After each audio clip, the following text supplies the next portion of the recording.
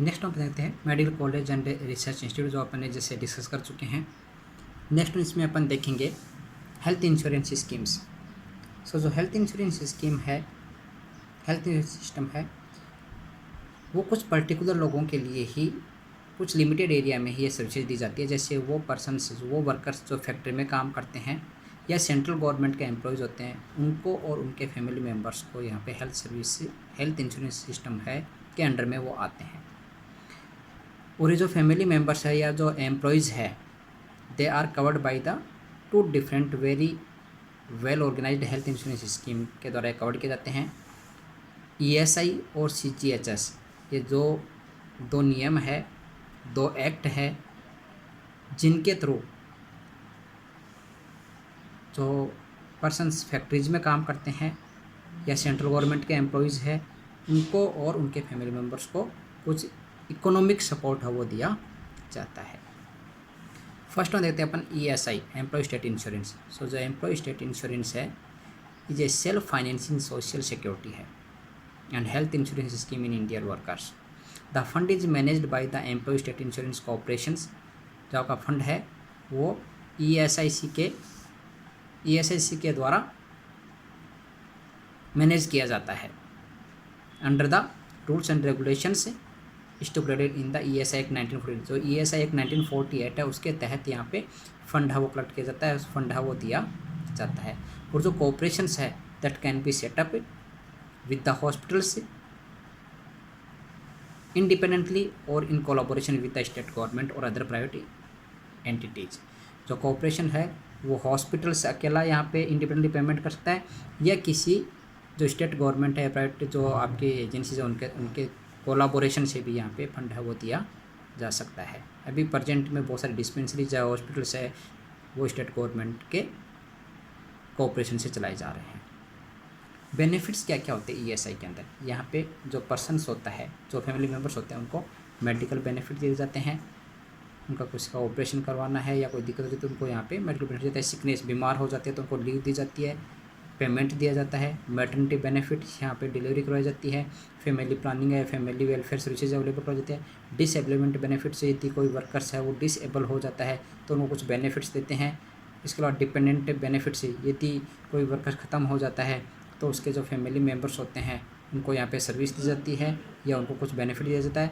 Funeral expenses है, यदि कोई वर्कर ख़त्म हो गया, उसकी डेड बॉडी को लेने वाला कोई नहीं है, तो यहाँ पे या बहुत कमज़ोर पर्सनस है, वो लोग इकोनॉमिकली वीक है, तो यहाँ पे फ्यूनरल एक्सपेंसेस जो भी उनके अंत्येष्टि के लिए या जो अंतिम जो क्रियाक्रम होते हैं उनके लिए यहाँ पे कुछ पेमेंट दिया जाता है।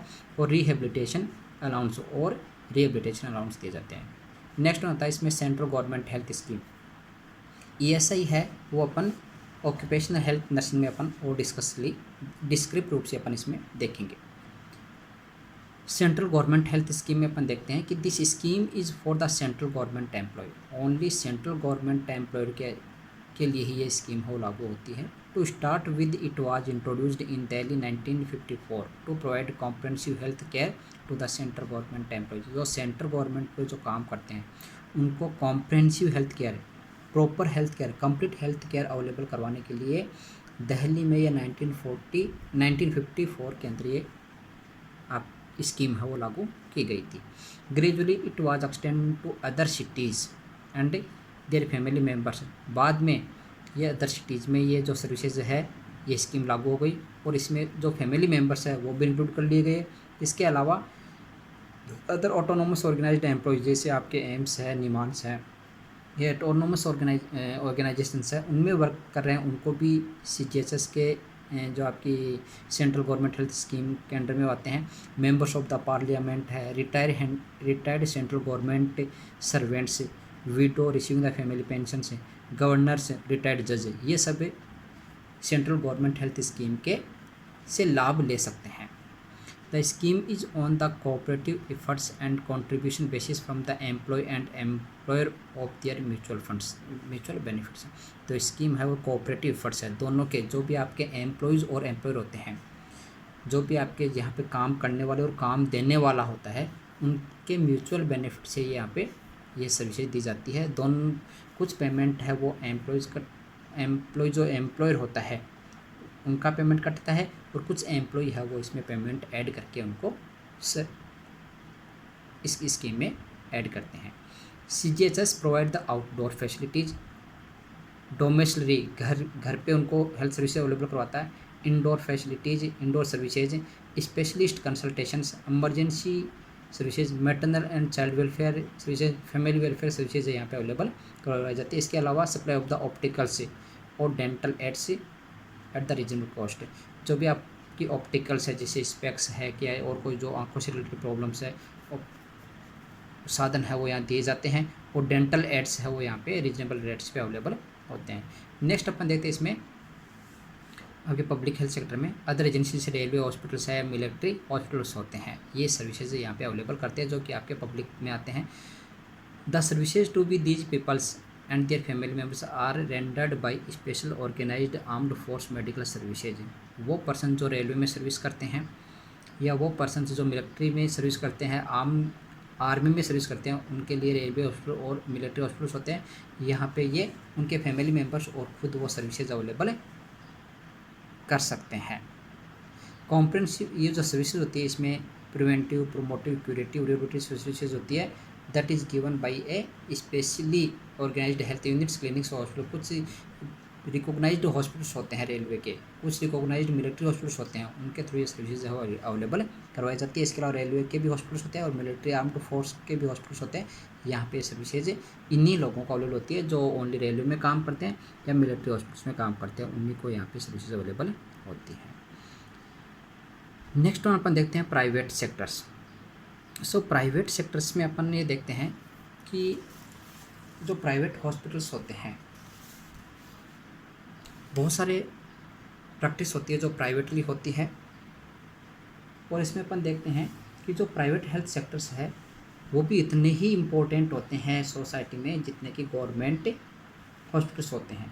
Private hospital also occupy an important place in the health care delivery system in country.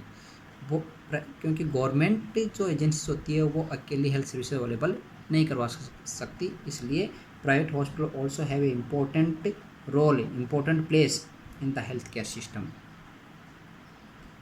अपन ने देखा कि प्राइवेट हॉस्पिटल्स है वो बहुत सारे हो रहे हैं, बहुत सारे बढ़ रहे हैं।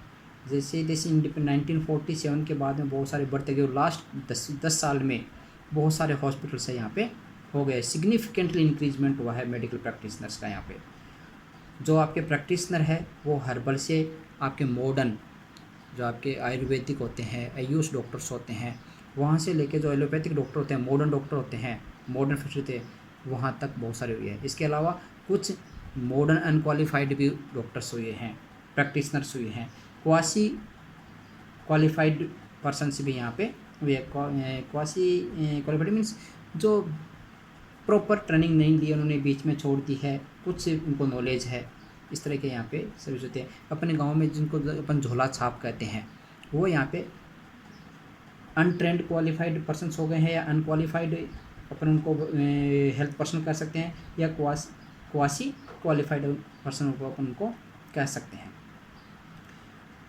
मेडिसिन के बहुत सारे डिफरेंट सिस्टम्स होते हैं, there are different system of the medicine, जिसमें से एलोपैथी है, आपकी मॉडर्न मेडिसिन होते हैं, होम्योपैथी होती है। मॉडर्न मेडिसिन एलोपैथी एक ही चीज़ है, आपकी एलोपैथी हो गई, होम्योपैथी हो गई, इसके अलावा आपके आयुर्वेदा हो गया, यूनानी और सिद्धा है, ये बहुत सारे आपके मेडिसिन के सिस्टम होते हैं।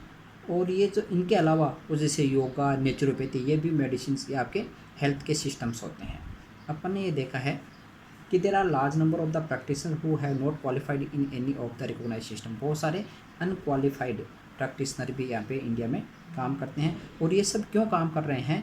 क्योंकि इसमें जो रूल्स रेगुलेशंस की कमी है अपने यहाँ पे, और quality control in the private, जो प्राइवेट प्रैक्टिस है उसमें क्वालिटी कंट्रोल नहीं हो पा रहा है, रूल्स रेगुलेशन कमी है, इसलिए झोला छाप जो पर्सन है वो काम करते हैं। अपने देखते हैं कि जो मॉडर्न जो प्रैक्टिशनर होते हैं, मॉडर्न मेडिसिन के प्रैक्टिशनर होते हैं, एलोपैथी के डॉक्टर्स होते हैं, वो ज़्यादातर शहरों की तरफ रुख करते हैं। शहरों में वो अपने हॉस्पिटल या क्लिनिक है वो सेट करते हैं, क्योंकि गांव में उनको ज़्यादा सर्विसेज वो देना पसंद नहीं करते हैं, ठीक है। जबकि जो आपके आयुर्वेदा है वो गांव में ज़्यादा प्रैक्टिस की जाती है। इसके अलावा अपन ये देख रहे हैं कि जो प्राइवेट हॉस्पिटल्स होते हैं बहुत सारी संख्या में बढ़ रहे हैं, वो किसी वॉलंटरी एजेंसी के थ्रू अटैच हो जाते हैं और इनमें जो आपके जो डॉक्टर्स होते हैं वो इनसे अटैच हो जाते हैं प्राइवेट हॉस्पिटल से, और वो अपनी एक पर्टिकुलर फ़ीस फिक्स करते हैं, ओपीडी क्लिनिक चलाते हैं और वहाँ पे फ़ीस लेकर के यहाँ पे सर्विसेज है या कंसल्टेशन है वो करते हैं। और जो फ़ीस होती है वो आपके लेवल पे, आपको कितना आपका नाम है डॉक्टर का उस पर डिपेंड करती हैं, कौन सी ब्रांच का उस पर डिपेंड करती है, स्टैंडर्ड पे डिपेंड करती है, पॉपुलरिटी पे डिपेंड करती है। फ़ीस में कोई यूनिफॉर्मिटी नहीं है, किसी की 300 रुपये, किसी की 200 रुपये, किसी की 150 रुपये, किसी की 800 रुपये फ़ीस है, उस पर डिपेंड करती है। क्योंकि यहाँ पे कम्प्लीटली कंट्रोल नहीं हो पा रहा है, गवर्नमेंट है वो उनको जो प्रॉपर रूल्स रेगुलेशंस का उन पर लागू नहीं कर रही है, जिसकी वजह से फ़ीस में डाइवर्सिटी भी होती है। ये आपके प्राइवेट प्रैक्टिस हो गई। नेक्स्ट अपन कल डिस्कस करेंगे indigenous system of medicines. Thank you dear, अच्छे से रहो, खुश रहो, मस्त रहो, लेकिन जितना बताया जा रहा है उसको कम से कम 1 बार या 2 बार देखो और बुक्स भी साथ में रेफ़र करो।